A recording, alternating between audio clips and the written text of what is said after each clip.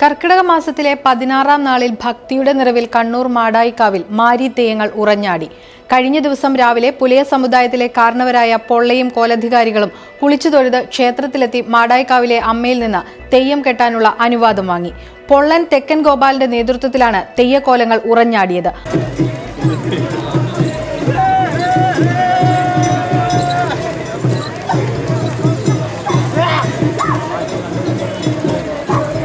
നാട്ടിലാകെ ആധിയും വ്യാധിയും പിടിപെട്ട് ജീവിതം ദുരിതപൂർണമായി മാറുകയും ക്ഷേത്രങ്ങളിലും കാവുകളിലും പൂജാതി കർമ്മങ്ങൾ മുടങ്ങുകയും ചെയ്തു.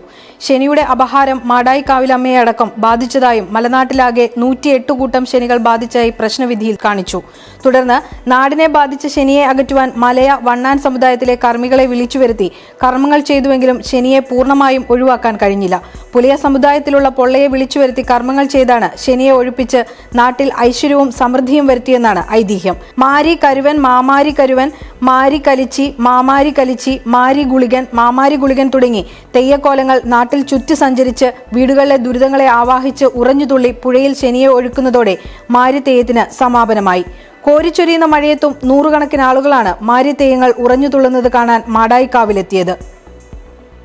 സമകാലിക മലയാളം, കണ്ണൂർ.